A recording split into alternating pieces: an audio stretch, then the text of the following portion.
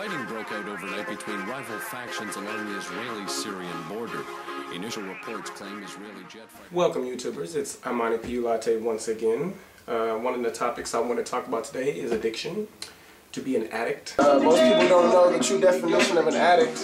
Originally an adjective, meaning being forced by a judge to be a servant or slave, often because of debt. Can you imagine being addicted to slavery by a judge? Because of debt. Recent surveys of Twitter, YouTube, and Facebook users is that the word addicted has become much more common. People are addicted to iPhones, droids, Twitter, YouTube because of debt. What are you addicted to? What drives you crazy? What makes you? What are you impulsive about? Debt. Is it TV? Debt. Your cell phone? Debt. Is it weed? Debt. Alcohol? Phones, BlackBerry phones, tattoos, Gatorade, worry, debt. Coffee, sex, etc. Porn, American Idol, love, probably the most common, debt. Do you think that addicted is the word, the use of the word, the overuse of the word, or the popularity of the word is a good thing because of debt? Put me in the mood with my woman, got me in the air, singing sweet nothings, make love from my mouth. No fronting. Do you think that being addicted to anything is okay? Do you think that using addict or addiction as the word to describe something that you're very fond of, do you think that that type of language should be prevalent in our society as commonly used words amongst adults, children, and society itself? Leave us your comments and opinions below. So who do you want to lie to you in 2012? Donald Trump in line to be the next president, possibly.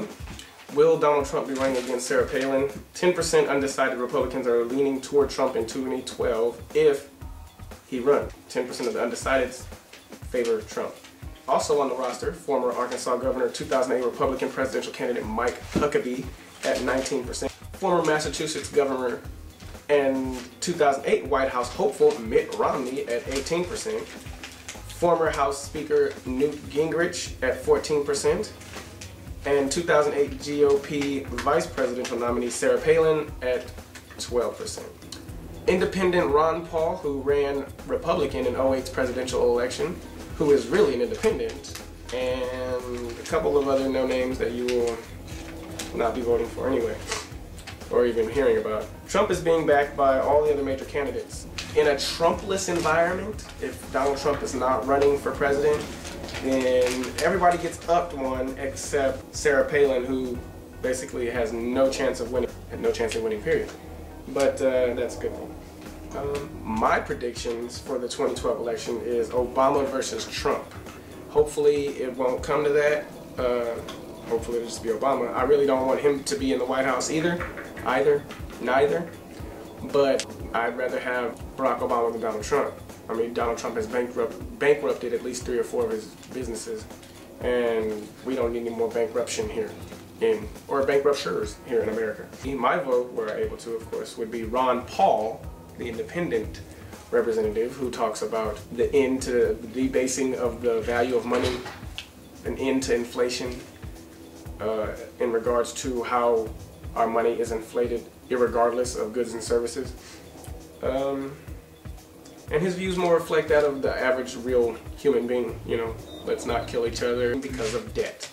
With regard to the supposed true function of the president, are any of the candidates trained, educated, or equipped to make complicated decisions about economics, social development, energy, and resource research and development? The answer, of course, is no. So why elect anyone? Why vote for a person to make decisions for us? That's the key question that we need to be asking ourselves. Why are we voting for a team captain to vote on the issues that we need to satisfy or address? It's odd. Let's say there's 10 people and you ask them, who wants to get killed right now? And 8 of them vote yes, and 2 of them vote no. In our society, the 2 who voted no would still be killed right along with the other 8 because of majority rule. I don't know why majority rules. And in that example, obviously majority rule is just retarded. Why don't we vote on the issue itself? Millions of Americans vote on American Idol. They vote on all types of entertainment, but nobody really wants to vote on individual issues. A lot of people make it to the polls for the president and the electorals and blah, blah, blah. Are these signs that we are not in a true democracy? Imagine the entire U.S. As a true democracy where everybody had a social security number or a number that represented them, social security number, and attached with that was the right to vote one single time on each issue. America would then have a consensus of what true Americans want. Millions of Americans are homeless. Do you think they have a chance to vote? Do you think they even know when the days to vote is or are? Do they have a way to vote? Do they have a way to find out about who the candidates are? Do they have a TV to see the commercials where they hate on each other and talk crap about each other back and forth, not talking about the issues, avoiding the issues at all costs? Do you think that everybody's represented by the representor?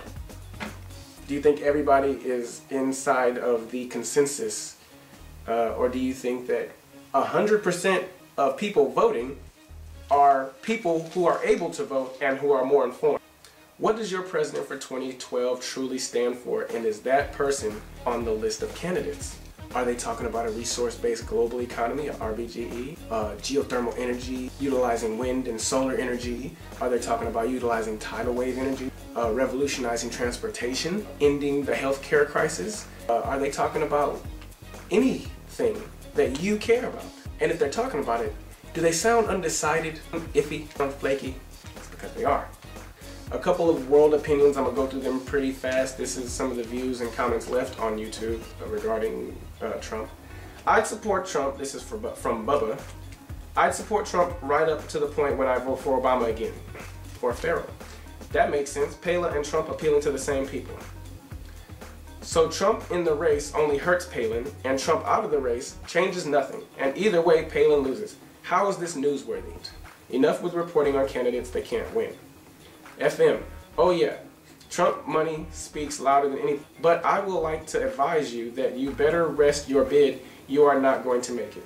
If Trump can screw Gaddafi, then he could screw America. I doubt anyone would trust him. The working people on the right seem to love people who screw everyone in sight, never realizing that they are the ones getting screwed. So we have a little bit of angst regarding who our next president is going to be. That's just a few. So, Trump for president, Obama for president, Palin for president, me for president. Who would you pick? Who knows exactly what we all need, which is an RBGE. We can do everything else. You can still have money. You can still have black and yellow. You can still have Justin Bieber. You can still have Hannah Montana. You can still have Twitter, iPhones, except you'd have it on a wider scale because you'd be able to go watch those things in like Rome and Italy and then go to Venezuela like the same day and watch those same things on TV and waste the beautiful air, waste your time and the beauty of nature outside. What would you rather have? We can have all the things you guys like, you know, all the bullshit. We can have all the entertainment you want. Let's just have a resource-based global economy to support that society of brains that don't work and people who don't do anything. That's my opinion on the Trump presidential candidacy.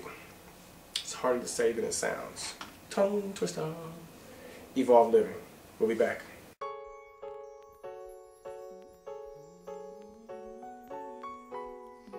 So tired.